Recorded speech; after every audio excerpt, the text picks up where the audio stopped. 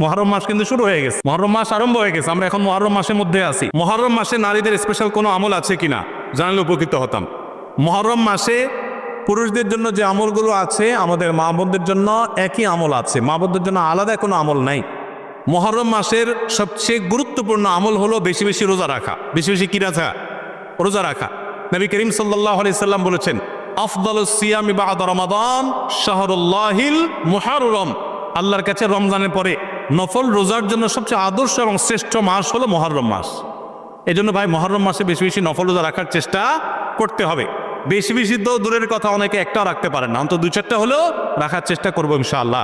মুহররম মাস কিন্তু শুরু হয়ে গেছে, মুহররম মাস আরম্ভ হয়ে গেছে, আমরা এখন মুহররম মাসের মধ্যে আছি। সম্মানিত মাসের মধ্যে সম্মানিত 4টা মাস আছে, এর ভিতরে সবচেয়ে শ্রেষ্ঠ হলো এই মুহররম মাস, বছরের প্রথম মাস, হিজরি বর্ষের। অতএব এই মাসের প্রধান আমল হলো বেশি বেশি নফল রোজা রাখা। দ্বিতীয় আমল হলো মুহররমের 10 তারিখ আশুরা, এই আশুরা উপলক্ষে 2টা রোজা রাখা। 9 আর 10 রাখলে বেশি উত্তম, আর না হলে 10 আর 11 এই 2টা রোজা রাখা নারী পুরুষ সকলের জন্য সুন্নাহ। নারীরা যদি মাসিক অবস্থা না থাকেন তারা রাখবেন না, মাসিক অবস্থা না থাকলে তারা রাখবেন না। তাদের নিয়ত থাকলে আল্লাহ তাআলা তাদেরকে এমনিতেই সওয়াব দিবেন ইনশাআল্লাহ। তাহলে মুহররম মাসে আমল হলো বেশি রোজা রাখা, বিশেষ করে আশুরা রোজা রাখা। এর বাইরে মুহররম উপলক্ষে স্পেশাল কোনো আমল নাই যে এই মাসের জন্য আলাদা করে এটা করণীয় আছে। আশুরার করণীয় বর্জনীয় সম্পর্কে জানতে চাই। 10ই মুহররমকে আশুরা বলা হয়। 10ই মুহররমকে কি বলা হয়? আশুরা। মুহররমের 10 তারিখ এটি কোরআন এবং হাদিসের দৃষ্টিকোণ থেকে খুবই গুরুত্বপূর্ণ এবং তাৎপর্যপূর্ণ একটা দিন। সারা বছরের ফজিলত এবং মর্যাদাপূর্ণ কয়েকটা দিনের একটা হলো আশুরা। মুহররমের 10 তারিখ বা 10ম দিনটি এটি তাৎপর্যপূর্ণ হওয়ার কারণ হলো এই দিনে আল্লাহ রাব্বুল আলামিন পৃথিবীর ইতিহাসে বহু নবী রাসূলকে অন্যায় এবং বাতিলের বিরুদ্ধে বিজয় দিয়েছেন। অনেক বড় বড় ঘটনা এই দিনে ঘটেছে এবং কিয়ামতের আগে আরো ঘটবে। এদিনের সবচেয়ে বড় ঘটনা যেটি ঘটেছে বা সবচেয়ে বড় আলোচিত ঘটনা হাদিসে, সেটি হলো এই দিনে আল্লাহ নবী মূসা আলাইহিস সালামকে আল্লাহ তাআলা ফেরাউনের বাহিনীর বিরুদ্ধে বিজয় দিয়েছে। মূসা আলাইহিস সালাম এবং ঈমানদারদের বিজয়ের দিন এটি। আশুরার 10 তারিখ বা মুহররমের 10 তারিখ বা আশুরা, এটি হলো বিজয়ের দিন মূসা আলাইহিস সালামের এবং বনী ইসরাইলের। ফেরাউন তাদেরকে ধাওয়া করেছে, আল্লাহ তাআলা তাদের জন্য নীল নদে আল্লাহ তাআলা তাদের জন্য নদীর উপরে রাস্তা করে দিয়েছেন। সেই রাস্তা তারা পার হয়ে গেছেন অলৌকিকভাবে। আর ফেরাউন তার বাহিনী সহ তাদের অনুসরণ করতে গিয়ে মাঝ নদীর দিকে নিমজ্জিত হয়েছে। এখনো ফেরাউনের লাশ মিশরের পিরামিডে আছে। আল্লাহ বলেছেন, ওয়াকাযালিকা নুনাজ্জিকা লিবাদানিকা লিতাকুনা লিমান খালফাকা আয়া। তোমার দেহকে, হে ফেরাউন, তুমি যে অহংকারী ছিলে, তোমার দেহকে কিয়ামত পর্যন্ত আমি রেখে দিব, নষ্ট হতে দিব না, যাতে পরবর্তী প্রজন্মের কাছে তুমি শিক্ষার বিষয় হও, তোমাকে দেখে শিক্ষা নিতে পারে যে আল্লাহ দ্রোহীদের শাস্তি কি হয়, যত বড় পাওয়ারফুলি হোক না কেন।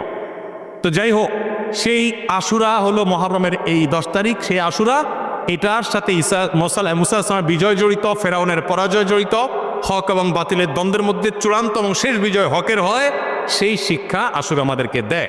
আশুরা উপলক্ষে আমাদের করণীয় হলো 2টা রোজা রাখা। সবচেয়ে উত্তম হয় 9 এবং 10 রাখা। কেন উত্তম?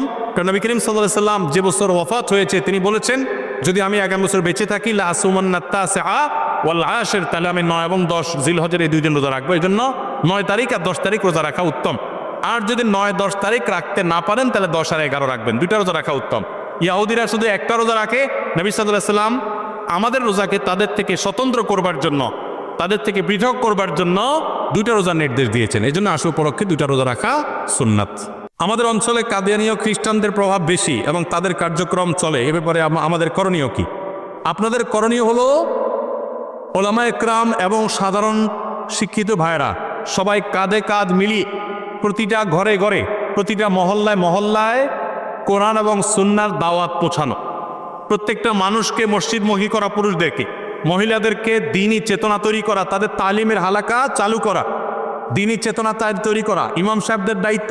এই এলাকাগুলো গোমরাহি দ্বারা যদি ভরে যায়, মানুষ যদি বিভ্রান্তির পথে চলে যায়, মানুষ যদি পথ হারা হয়, ঈমান হারা হয়, মনে রাখবেন এলাকার ওলামায়ে কেরাম আপনাদের দায় সবচেয়ে বেশি, ইমাম সাহেবদের দায় সবচেয়ে বেশি।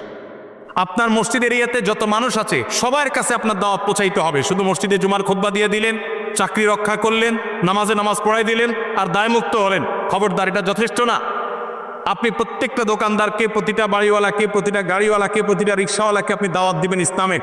ইসলামকে এটা বুঝাবেন, ষড়যন্ত্র কি চলছে সেটা বুঝাবেন। সামান্য কিছু টাকার কাছে যেন ইমান বিক্রি না করে। খ্রিস্টানরা তারা চক্রান্ত করে আমাদের সরল মনা মুসলমানদেরকে টাকা পয়সার লোভ দিয়ে বেঈমান করছে। কাদেরিরা তারা বিভিন্ন সুযোগ সুবিধার অফার দিয়ে আমাদের সরল মনা মুসলমানদেরকে বেঈমান করছে।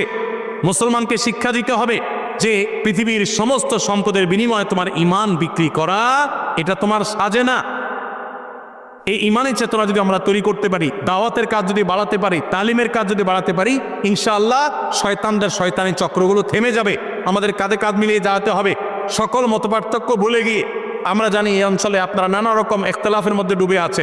আপনি মুসলমান ভাই, আহলুস সুন্নাত ওয়াল জামাত ভাই, কাঁধে কাঁধ মিলান। সে যে চিন্তার হোক, যে মতাদর্শের হোক, আপনার সাথে হাজার ইখতিলাফ থাকুক, ইসলামের দাওয়াতের কাজে আপনি তার সাথে কাঁধে কাঁধ মিলিয়ে কাজ করেন আর বিরুদ্ধাচরণকারীদের বিরুদ্ধে দাঁড়ান, না হলে এলাকাকে বাঁচাতে পারবেন না। আল্লাহ আপনাদেরকে সেরকম শক্তি এবং সামর্থ্য দান করুন।